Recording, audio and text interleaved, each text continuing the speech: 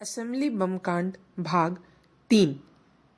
बम फेंकने की सारी तैयारी हो चुकी थी कि कौन बम फेंकेगा, किस दिन बम फेंका जाएगा और बम फेंकने के बाद भागना है या खुद को समर्पित कर देना है।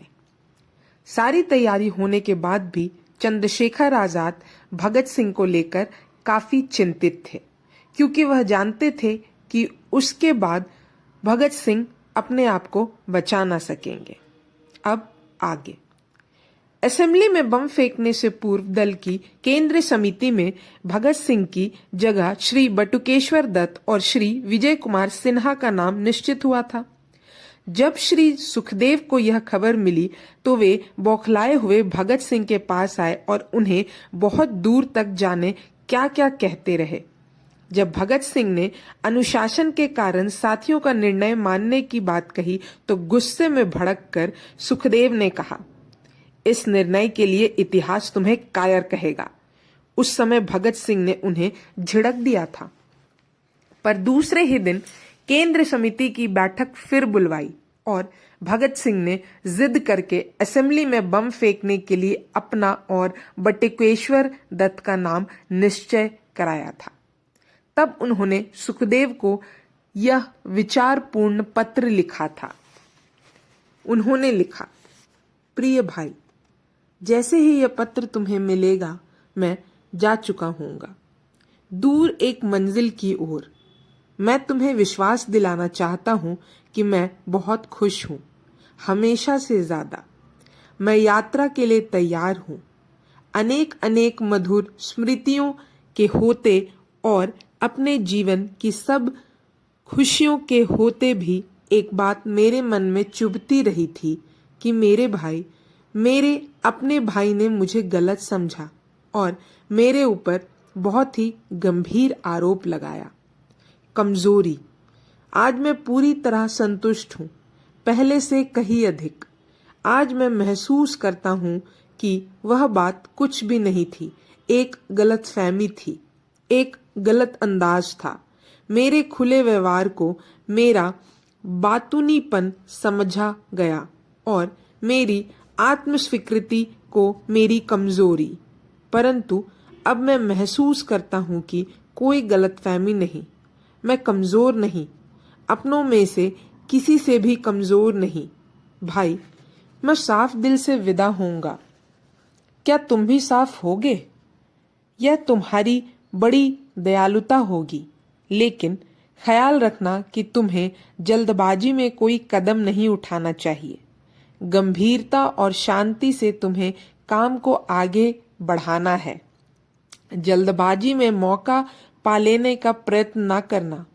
जनता के प्रति तुम्हारा कुछ कर्तव्य है, उसे निभाते हुए काम को निरंतर सावधानी से करते रहना।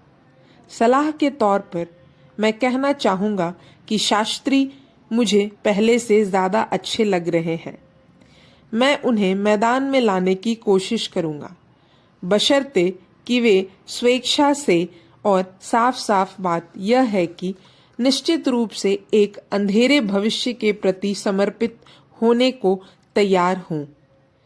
उन्हें दूसरे लोगों के साथ मिलने दो और उनके हाव भाव का अध्ययन होने दो।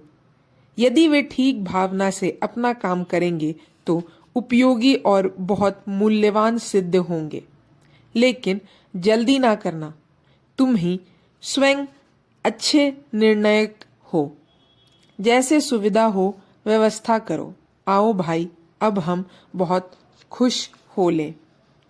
खुशी के इस वातावरण में मैं कह सकता हूँ कि जिस प्रश्न पर हमारी बहस है उसमें अपना पक्ष लिए बिना रह नहीं सका।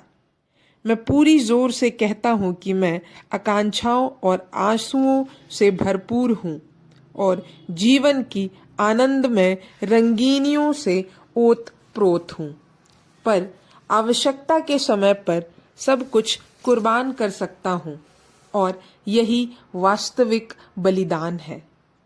ये चीजें कभी मनुष्य के रास्ते में रुकावट नहीं बन सकती, बशर्ते कि वह मनुष्य हो। निकट भविष्य में ही तुम्हें प्रत्यक्ष प्रमाण मिल जाएगा।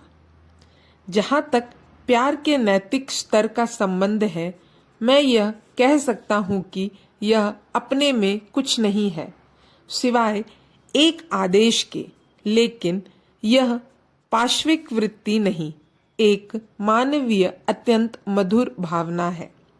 प्यार अपने में कभी भी पाश्विक वृत्ति नहीं है।